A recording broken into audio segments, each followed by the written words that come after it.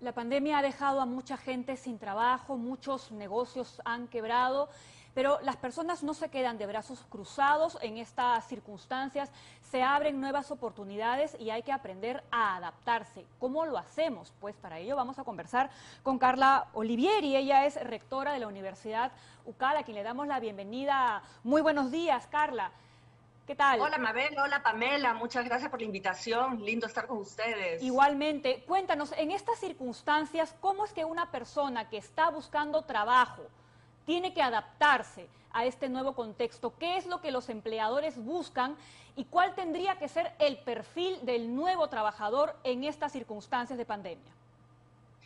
Ya, bueno, primero yo creo que hay que tumbarse el mito de que porque estamos en pandemia no hay oportunidades laborales. Sí hay oportunidades laborales, es interesante, pero las empresas todavía estamos buscando cierto perfil de colaboradores porque se han abierto nuevos frentes. Las empresas hemos tenido que adaptarnos, de reinventarnos, y eso también exige un perfil diferente de colaboradores que de repente no era con el que contábamos en la actualidad. Sin embargo, y ese es un mito que hay que tumbarse, hay que salir con entusiasmo, con energía y con mucho optimismo, teniendo muy claro cuáles son mis fortalezas, en dónde es que yo puedo aportarle valor a las organizaciones, hacer mi trabajo para poder hacer un buen currículum a la medida de cada una de las oportunidades que yo voy encontrando en el camino. Ahora, Sin Carla, embargo, la segunda parte de tu pregunta es sí. bien interesante. ¿Cuál es el colaborador del futuro? ¿No? ¿Qué cosa hemos aprendido ahora con el COVID? Yo creo que todas las organizaciones, el país entero, en realidad, nos hemos visto, nos hemos dado cuenta que hemos estado trabajando muy orientados en la ejecución, en formar, capacitar a las personas para la ejecución, para el día a día, para el plan del año. Sin embargo, necesitamos ahora enfocarnos en el colaborador del futuro, en no solamente capacitar y formar personas capaces de hacer su trabajo el día de hoy, sino capaces también de entender el futuro, ese futuro incierto, cambiante, tremendamente globalizado, dinámico, y hay que aprender a discutir, a hablar en las empresas, en las universidades, en los colegios sobre el futuro y en la casa también. A ver, Claudia, pero Y, ¿cómo aterrizamos esas habilidades, perdón, Carla, ¿cómo aterrizamos esas habilidades o ese perfil que debe tener este empleado? Uno, el COVID nos ha hecho subirle el volumen a la necesidad de tener colaboradores creativos. Creatividad no es, hay un problema, lanzar ideas para solucionarlo, eso no es creatividad. La creatividad responde a un método basado en la investigación y en realmente entender cuál es el problema, en enamorarse de ese problema porque es ahí donde está la solución. Necesitamos en las empresas y las personas por nuestro lado formarnos y entender bien cómo funciona y cómo puedo ser yo más creativo.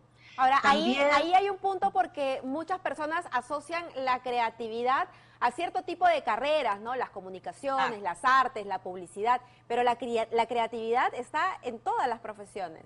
exactamente, la creatividad es básicamente identificar un problema y tratar de entender bien de qué se trata ese problema, sea científico, sea médico, sea de ingeniería, sea del país, de gobernabilidad, de lo que sea, entender bien ese problema, involucrar a los usuarios para ver dónde duele el zapato y empezar a diseñar la solución. La creatividad es en realidad diseño de soluciones, con un método basado en la investigación, en la validación, etcétera.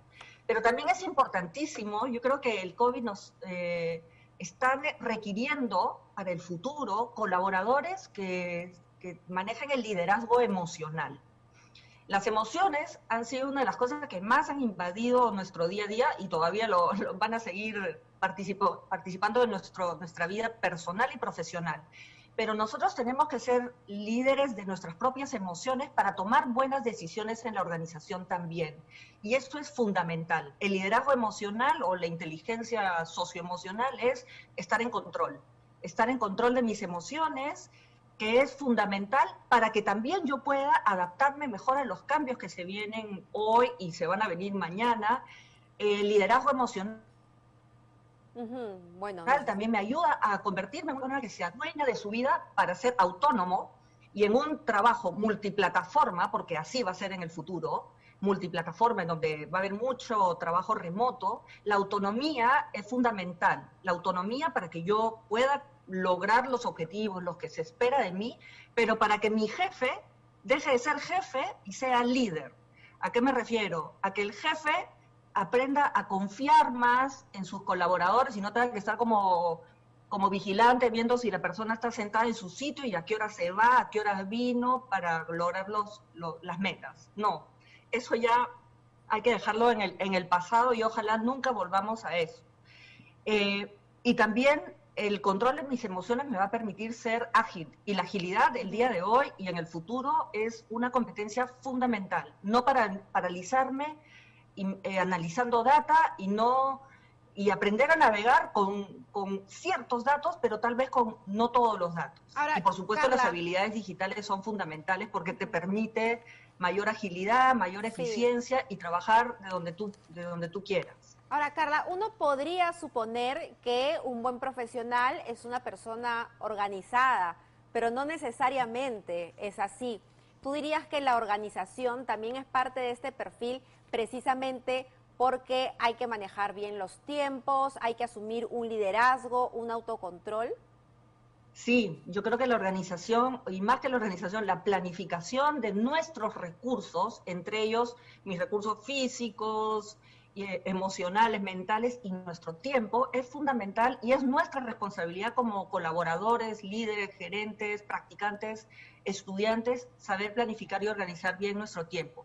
Que para mí, de lo que yo he aprendido, no es solamente organizar todas las horas que yo tengo en la semana para que me alcancen a cumplir con mis tareas y mis responsabilidades. No es solo eso, es además incluir todas las cosas que quiero hacer para alimentar mis otros roles, mi rol de mamá, papá, deportista, lo que sea, para tener control de mi tiempo es tener control de mi vida, pero no solo para una cosa. Porque si tú cumples con todas tus tareas en el trabajo, tu cabeza no va a estar tranquila, vas a estar estresada y ese estrés lo llevas a la casa y te rebota en el trabajo y ahí entras en un círculo de baja de motivación, de productividad. Es tener control, liderar tu vida, ser el gerente general de tu vida es un requerimiento para poder desempeñarte bien, motivado, y como yo digo, todos tenemos que ser los CEO, ¿no? Que es las siglas del gerente general, que es Chief Executive Officer, pero tenemos que ser todos CEO en el sentido de ser chief ejecutivos, de ejecutar. Tenemos que ser los gerentes de nuestra energía, de nuestro entusiasmo, nuestra empatía y de nuestras emociones para poder lograr nuestras metas y obviamente las de la organización. Carla, empezaste tú mencionando que había que desterrar el mito de que en estas circunstancias no había oferta laboral. Y creo que eso es importante porque seguramente mucha gente debe estar pensando que no hay dónde trabajar. ¿Tú nos puedes indicar cuál es esta oferta laboral, qué nuevas oportunidades se están abriendo y cómo ha cambiado también la oferta, qué es lo que se está exigiendo? Ya nos has comentado cómo tendría que hacer el perfil del empleado, pero ¿cuál es ahora el perfil del empleador? El perfil del empleador es bien parecido a lo que he dicho. El empleador hoy tiene que ser una persona que... ¿te refieres a las oportunidades de qué puestos se están abriendo? Así es. Ya, vamos por ahí primero. ¿Qué puestos se están abriendo? Yo creo que las personas que están buscando, se han quedado sin trabajo y están buscando reengancharse, tienen que hacer un poco de investigación y ver cuáles son los sectores que se han reinventado. ¿Cuáles son los sectores que por el COVID han tenido, por ejemplo, el sector retail? Ya no es tanto la venta presencial, pero sí mucho en comercio electrónico, etcétera. Entonces hay una demanda muy grande de personas que dominan tienen más habilidades digitales, y hay muchos cursos cortos, certificaciones muy puntuales, en donde uno puede aprender rápidamente en un mes, 2 meses, y enriquecer su currículum para poder captar este vacío que tenemos las organizaciones, desde desarrollo de páginas web. Miren, todo el sector de confeccionistas, de gamarra, etcétera, que no pueden vender, de repente alguien puede diseñarles páginas web y ver, manejar el comercio electrónico Carla, y así poder reinventarse. ahora También, hay sí, sí. en internet hay una serie de cursos que probablemente antes no se tomaban muy en serio, pero me he encontrado en que en cuarentena, en pandemia, muchos han hecho uso de estos cursos que son cursos rapiditos que te los puedes hacer en un par de días, que te pueden costar $10 y que son muy útiles. ¿Tú consideras que estos cursos son útiles y que le pueden servir a un profesional para reinventarse? Sobre todo en Sí, temas yo creo que digitales que pueden ser complicados, ¿no? esos cursos, o sea, yo también he seguido varios ahora porque hay diferentes temas que me interesaban, que no conocía, no temas de, no sé, mesas ágiles, metodologías ágiles, de algo inclusive para hobbies, también me he metido a varios de estos cursos, pero puntualmente para enriquecer nuestro currículum y ser más empleables, sí, claro que sí sirven. Uno no necesita tener, mire, yo que soy rectora de una universidad, igual lo digo, la educación continua es fundamental. La formación, la educación no termina con el título técnico, universitario, ni con la maestría.